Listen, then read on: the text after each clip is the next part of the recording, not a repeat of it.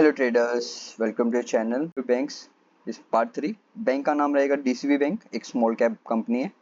पहले दोनों इसकी टेक्निकल और फंडामेंटल डिस्कशन करेंगे। टेक्निकल थोड़ी कम करेंगे क्योंकि लॉन्ग टर्म पिक है, मिनिमम 100% और उससे ज़्यादा एज पर यू व्यू।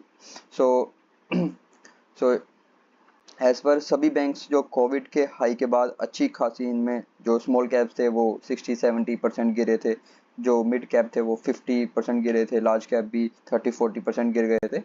तो उसी हिसाब से और तब से ये रिकवर नहीं कर पाया, बट एक एक continuous up trend kind of में है। अप ट्रेंड भी नहीं कह सकते, एक साइडवेज अप ट्रेंड की तरह है और अपने जो ऑल टाइम हाई है वहाँ से काफ़ी दूर है।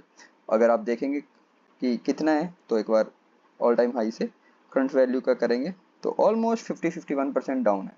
तो 50% डाउन है तो अपवर्ड रैली ऑब्वियसली, अगर 50% डाउन रहता तो अपवर्ड रैली 100% रहेगी अगर अपने ऑल टाइम हाई को अचीव करता है 103%। 120 का अब प्राइस चल रहा है। तो ये है थोड़ा बहुत टेक्निकल। अब सीधा जंप ऑन करते हैं इसके फंडामेंटल्स पे। काफ़ी स्मॉल कैप कंपनी है, इतनी भी स्मॉल कैप नहीं है बट स्मॉल कैप है। पी चल रहा है 7 का, इंडस्ट्री पी है 12 का, तो अपने इंडस्ट्री पी से एज अ स्मॉल कैप काफ़ी ज़्यादा नीचे है। इक्विटी रिटर्न ऑन इक्विटी है 11 का, जो कि 10 से मिनिमम क्राइटेरिया कि 10 से ऊपर होना चाहिए एक बैंक को क्वालिफाई करने के लिए। 15 से ऊपर हो तो बहुत ज़्यादा अच्छा। अगर चार्ट पे चलते हैं और 10 ईयर का व्यू लेते हैं, प्राइस हमने देख लिया तो एक बार पी पे नज़र मार लेते हैं। तो जो पी है अपने ऑल टाइम जो कोविड का आया था 5-6 के आसपास, उससे उसी के आसपास चल रहा है जो कि 7 है। और अगर इसका अब मीडियन पी देखेंगे 7 के बाद जो कि है 13 के आसपास, लगभग 80-90% तो मीडियन पी के ऊपर ही। अगर मीडियन पी को ये अपना अचीव कर लेता है तो हमारा जो मिनिमम 100% की टारगेट है वहीं पे पूरे हो जाएंगे। कैप मिड कैप जो भी बैंक्स हैं वो प्राइवेट सेक्टर। क्वार्टरली रिजल्ट दिखेंगे जो अब यहाँ पे 12 क्वार्टर दिख रहे हैं, उन्हीं के बेसिस पे हम इसको जज करेंगे। ओके, अगर आप 2021 में यहाँ पे इनकी सेल्स देखेंगे तो 846 करोड़ की, और अब की देखेंगे ऑलमोस्ट 1500 के आसपास, जो कि एक लगभग 80-90% जंप है। ओके, उसके बाद अगर फाइनेंसिंग प्रॉफिट अब देखेंगे 34 करोड़, और अभी का देखेंगे तो 131 करोड़, तो लगभग 4 टाइम्स जंप्स यहाँ पे। ओके, तो जो इनके ग्रोस एनपीए हैं वो 5 के आसपास थे, गिरते गिरते 3 पे आ गए हैं, और जो नेट एनपीए थे जो कि 2.8 के आस थे 1.18, जो कि इम्प्रूव हो रहे हैं। एनपीए मतलब नॉन परफॉर्मिंग एसेट्स, जो कि कम होना अच्छी बात है। 1 के अंडर हो तो अच्छी बात है, मतलब 1 के अंडर अच्छी बात मानी बैंक के लिए। और जैसे कि ये धीरे धीरे स्लाइड कर रहे हैं 1 के अंडर। 2019 में जो इनके फाइनेंशियल थे वहाँ पे ये हाई लगा था।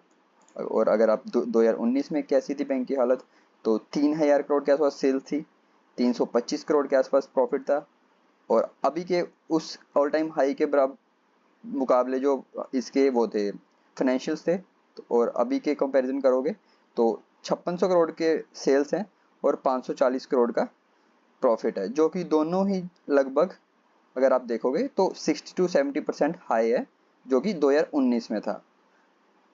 और कॉन्टिन्यूस इसका ईपीएस भी बढ़ रहा है। तो ऑल टाइम हाई के टाइम पे उससे बेटर फाइनेंशियल्स हैं, बट स्टॉक जो कि वहाँ से 50% डाउन है। तो इसी वजह से कि फाइनेंशियल्स इंप्रूव हो रहे हैं, सब कुछ इंप्रूव हो रहा है, और बैंक अभी काफ़ी अंडर वैल्यूड है। अगर आप कंपाउंडेड सेल्स ग्रोथ की बात करोगे, 10 ईयर का 17 है, 5 साल का 12 है, 3 साल का 16 है, और current the moment trailing 12 month का 25% है, जो कि अच्छी बात है। और प्रॉफिट भी 10 के आसपास है।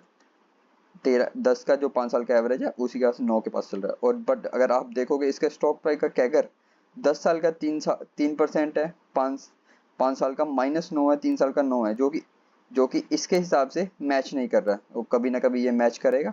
तो जब पैटर्न पे चलते हैं तो प्रमोटर्स ने अपना स्टेक लगातार मेंटेन करके रखा हुआ है। एफआईएस को देखेंगे तो यहाँ से 10-11% के आसपास, तो 15% की ओर तैयार है। डीआईस यहाँ पे रिमूव है, तो but at the same time FIS ने एंट्री बना रखी है, तो कोई चिंता की बात नहीं है। और पब्लिक थोड़ा इंक्रीज हुआ है, बट स्मॉल कैप कंपनी है तो धीरे धीरे सब इसका जो भी फाइनेंशियल्स अभी हमने डिस्कस करे सब सही चल रहा। ओके, और स्मॉल क्वांटिटी को हाइड कर देना। तो इनसाइडर ट्रेड्स को छोड़ के बल्क डील्स पे जाओगे तो क्या हुआ है, देख सकते हैं 2024 के आसपास ये बड़ी डेट है। यहाँ पे दो म्यूचुअल फंड्स या दो फंड हाउसेस के बीच में एक्सचेंज हुआ है, जो कि दिखाता है कि interest of buying from one mutual fund. यहाँ पे 17 लाख क्वांटिटी सेल हुई थी और 20 लाख क्वांटिटी के आसपास बाई हुए थे ये वाले फंड की तरफ से।